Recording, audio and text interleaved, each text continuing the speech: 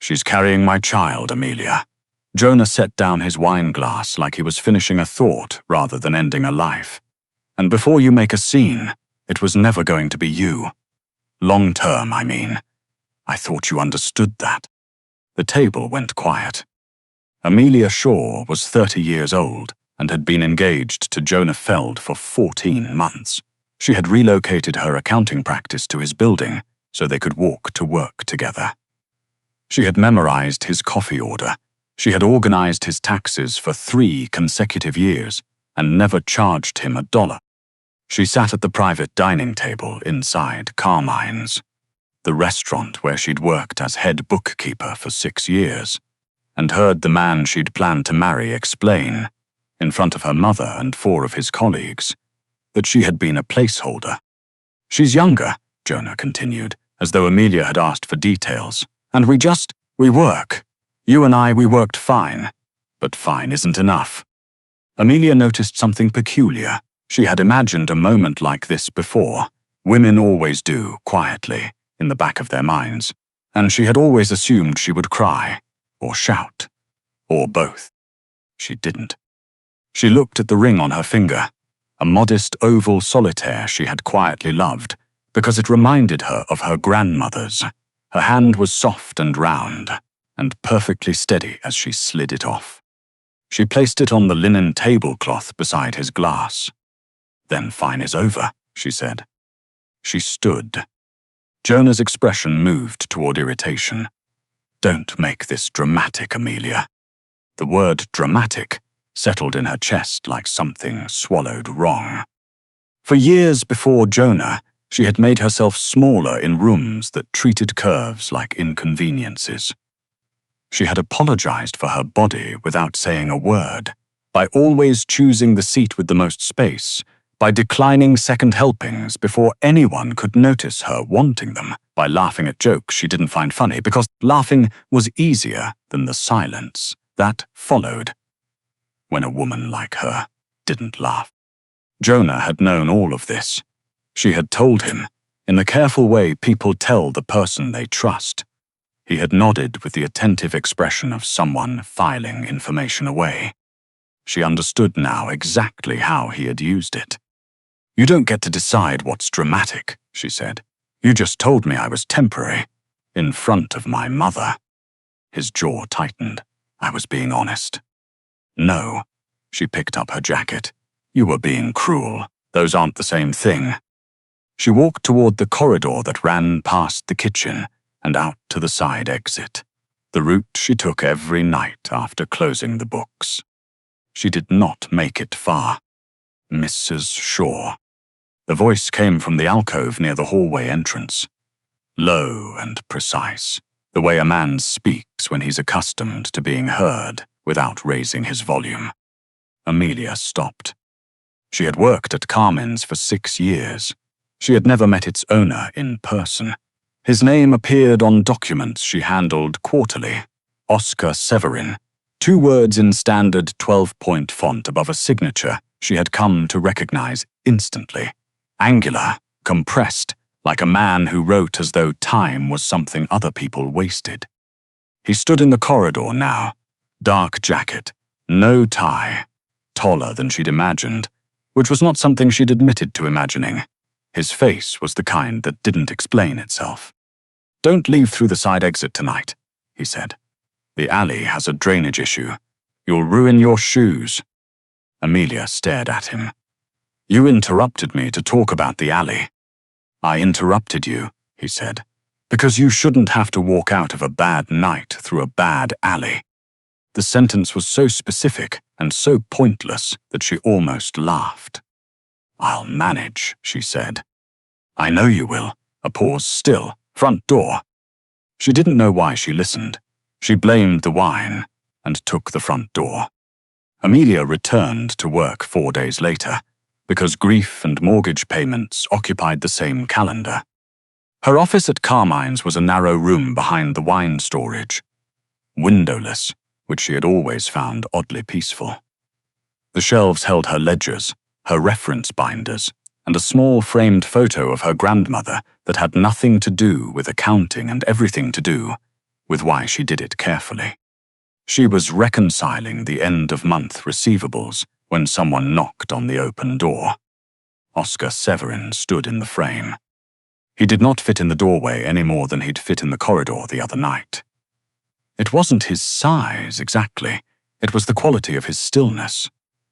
People accustomed to having their presence go uncontested moved through rooms that way. Not aggressive, but absolute. "You're back," he said. "It's Tuesday." He looked at her for a moment. "I thought you might take time." Time doesn't reconcile quarterly accounts. She kept her eyes on the ledger. "Was there something you needed, Mr. Severin?" He came into the room, which was a surprising choice, given that there was barely space for two people and her filing cabinet. He stopped at the edge of her desk and looked at the page she was working on. At the corner of it, without thinking, she had drawn it again. The tiny notation she'd used since accounting school, a small crescent overlapping a four-pointed star, her personal sign-off when a page balanced to the last decimal, a habit she'd never explained to anyone because no one had ever asked. Oscar went very still. "You sent the audit flag," he said. Amelia looked up. 4 years ago," he continued. A detailed discrepancy report delivered to my finance director in an unmarked envelope." His gaze returned to the small drawing. "He kept it. I read it, but I could never verify who sent it." She remembered.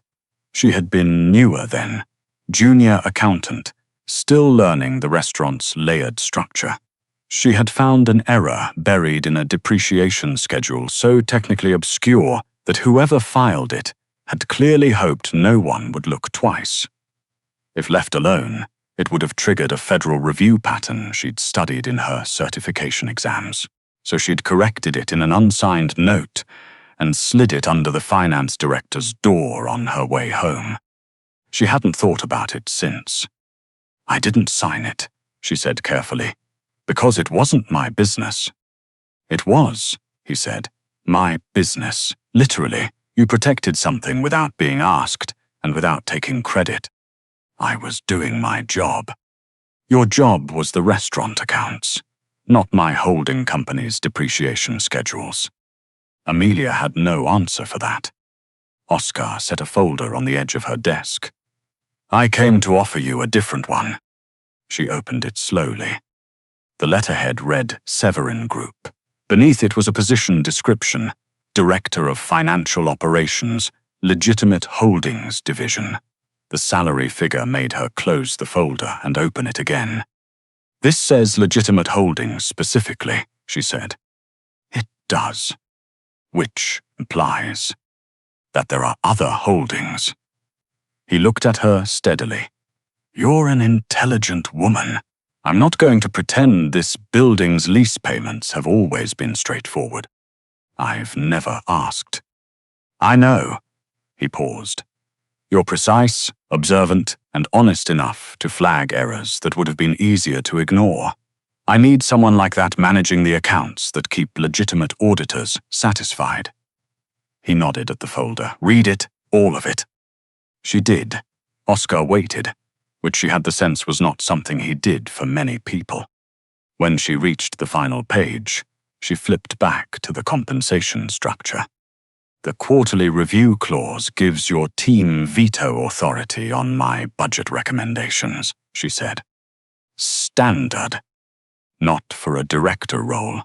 If my name is attached to these accounts, my recommendations need to stand without interference." His expression shifted, not displeasure, but something more like recalibration. "That can be negotiated. I'd like it removed entirely." "I'll consider it." "You'll need to do more than consider it," Amelia said. "I spent the last 3 years adjusting my instincts to accommodate someone else's comfort. I don't do that anymore." The room was very quiet. The hum of the wine refrigerator next door was the only sound. "Remove the clause," Oscar said, "and add 60 days to the notice period in your favor." She hadn't asked for the second part. She noted that he'd offered it anyway. "When do you need an answer?" By Friday. She nodded. He picked up the folder. She handed it back and left. She sat in her small windowless office and looked at the crescenton star in the corner of her page. For 14 months, Jonah had made her feel like a liability with a ring on her finger. The man this city discussed in careful tones had just negotiated with her like she was worth the trouble. Those were very different experiences. Amelia filed that difference in the same careful place. She filed every number that didn't add up yet, but eventually would. She accepted by Thursday. The first month at Severin Group was not what she'd expected. Amelia had prepared for cold formality, and the low-grade condescension she'd been bracing against her entire professional life. She'd dressed accordingly, structured blazers, hair pulled back, flats that communicated competence over everything softer. She got competence in return. The finance team recognized her quickly and treated her accordingly. Oscar himself appeared in her new office 3 times the first 2 weeks, each visit involving a specific question about a specific account. And he listened to her answers without interrupting. By the 3rd week, she noticed he stayed longer than the question required. By the 4th week, she stopped pretending not to notice. Jonah called on a Wednesday morning while she was 40 minutes into a reconciliation she didn't want disturbed. She let it go to voicemail. He called again, then again. She listened to the messages that evening, halting and stripped of the smooth confidence she associated with him. Something had happened at his firm. An internal audit, questions about billing records. He thought, given Amelia's new position, she might be able to help him navigate certain conversations. He thought she might know the right people. She deleted all 3 messages before reaching the end of the last one. His name was Wade Colton, a property developer whose mixed-use construction project had hired Severin Group for financial compliance oversight. He'd come in twice for meetings before he brought coffee. He brought 2 cups, set one beside Amelia's laptop without asking whether she wanted it. Presumptuous, she said. Optimistic, he said. There's a difference. She smiled despite herself. Wade was handsome in the uncomplicated way of men who had grown up knowing they were. He asked good questions in meetings and didn't explain her answers back to her afterward, which remained her lowest bar for male behavior, and yet was cleared so rarely she'd stopped being embarrassed. To notice it, he asked her to lunch. She said she was busy. He asked again on Thursday. She said yes. It was only lunch, but she found herself lighter walking back into the building than she'd been walking out. Oscar arrived at her office 20 minutes later for their scheduled afternoon meeting. He stopped just inside the door. His gaze moved from her face to the to-go coffee cup still on her desk, Wade's order, which she hadn't finished, to the takeout bag she hadn't thrown away yet. Good lunch, he said. Fine, thank you. He sat down. The meeting proceeded normally. He asked 3 precise questions about 2 separate accounts and listened to all her answers. But at the end, instead of standing to leave, he looked at the takeout bag again. Colton's project is moving well, he said. It is, yes. He asks a lot of questions for someone who already has a compliance team. He likes to understand the details. Does he? Amelia set down her pen. Is there something you'd like to say directly? Oscar looked at her. No. You've been staring at a takeout bag for 90 seconds. I wasn't. You absolutely were. Something shifted at the edge of his expression. Not quite a smile, not quite irritation. Something that occupied the space between them like a word neither person wanted to say first. He stood. The Hartwell account needs a second look before Friday. I'll have it to you by Thursday, she said. He left. She looked at the takeout bag for a moment, then threw it away. She told him directly, one evening when the floor was mostly empty, and she found him still in his office as she passed. She knocked on the open door. He looked up. "You don't like Wade," she said. A pause. "I don't have an opinion about Colton." "You've had approximately 18 opinions about Colton this week." He set down his pen. "What is it actually?" she said. "Because if you have a professional concern about the project—" "I don't." "Then—" Oscar looked at her for a long moment. He was the kind of man who measured words the way she measured numbers, twice before spending them. "He's uncomplicated," Oscar said finally. "He walks in with coffee and a good story, and he's available and easy, and He stopped. "I can't be any of those things." The admission sat between them, unexpectedly exact. Amelia thought about Jonah, who had been easy and available, and had ultimately cost her more than any difficult thing ever had. She thought about how she'd spent years making herself quiet and grateful and accommodating, how she'd believed that being loved meant being lucky enough to be chosen at all. "I don't need easy," she said. Oscar was very still. "Don't say that as a comfort." "I'm not." She leaned against the doorframe. "I need someone who doesn't treat my intelligence like an inconvenience, who doesn't negotiate against me in my own office." "Who doesn't?" She paused. "Who doesn't look at me and only see what's negotiable?" He stood slowly. "I looked at you," he said, "and saw someone who corrected an error that would have saved her significant trouble to ignore." He crossed the room, not quickly, the way he did everything, with the certainty of a man who had made a decision. "I've been inventing reasons to come to your office for 4 months. I'm aware that isn't subtle. It really isn't. I'm better at most things than I am at this." "I can see that." He stopped an arm's length away and waited. He did not reach for her. He did not close the distance. He simply made it clear that the distance was hers to manage. Amelia thought about how many times she had moved toward someone who never moved toward her. How many times she had interpreted the absence of rejection as something resembling welcome. She stepped forward. She placed her hand against his chest, feeling the solid certainty of him, and looked up. "You understand," she said, "that I'm not doing this because I'm grateful, or because Jonah was awful, or because you have an impressive office. I know. And if I need to stop at any point, then you stop," he said, "and I handle that privately and behave appropriately." She laughed, the surprised kind she couldn't predict and couldn't stop. "That is a sentence no one has ever said to me." "I've been practicing." She kissed him because she chose to.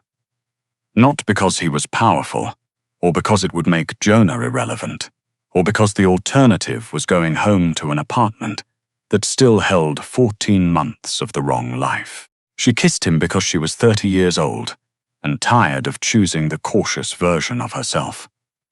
And because this felt like a decision made freely. And because that distinction mattered in a way it hadn't before she understood what it cost to ignore it. He did not pull her closer until she was already there. Jonah's situation resolved itself the way most poorly constructed things do, from the inside out. The internal audit at his firm expanded.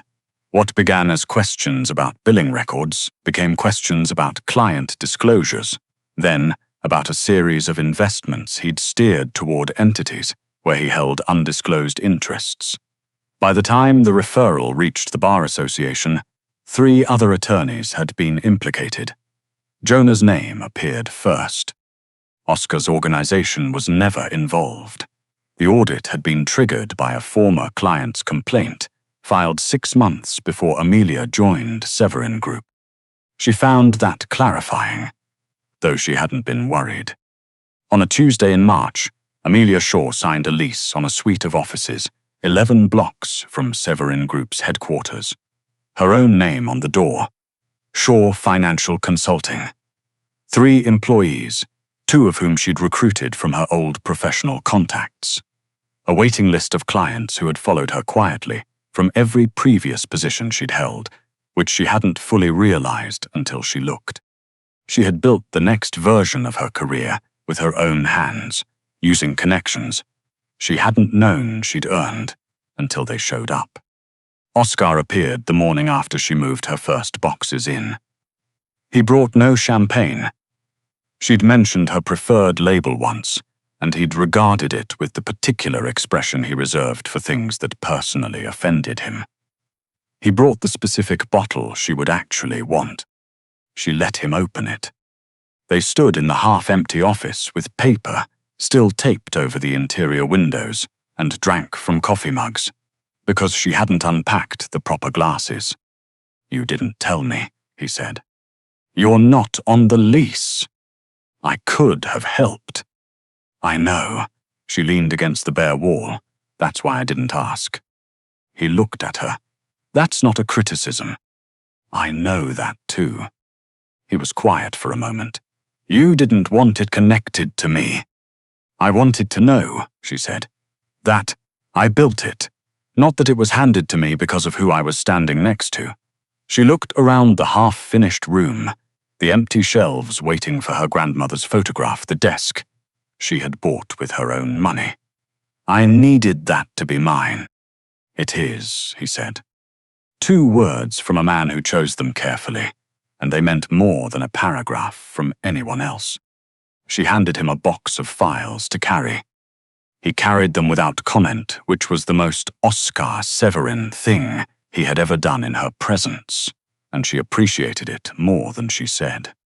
A year later, Amelia stood in her office and watched her team work through a deadline morning, with the focused quiet of people who were good at what they did and knew it.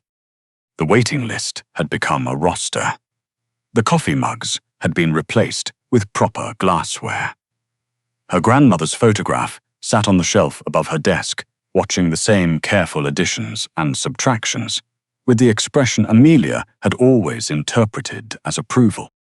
Jonah Feld's name appeared occasionally in trade publications, always in contexts that required no further attention from her.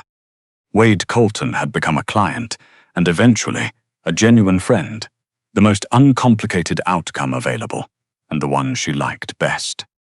Oscar Severin arrived on Friday evenings as he did most Friday evenings, because at some point her calendar had come to include him with the same quiet reliability as everything else she valued. He sat in the client chair across from her desk. He'd stopped treating it as a slight to his authority sometime around month 4, and drank his coffee, and did not pretend he was there for a reason other than the obvious one. "You're happy," he said one evening, "not a question." "Most days." She closed her laptop. "Are you?" He considered this the way he considered everything. "I'm not accustomed to the feeling. It requires adjustment." "How's it going?" Slowly, he met her eyes better.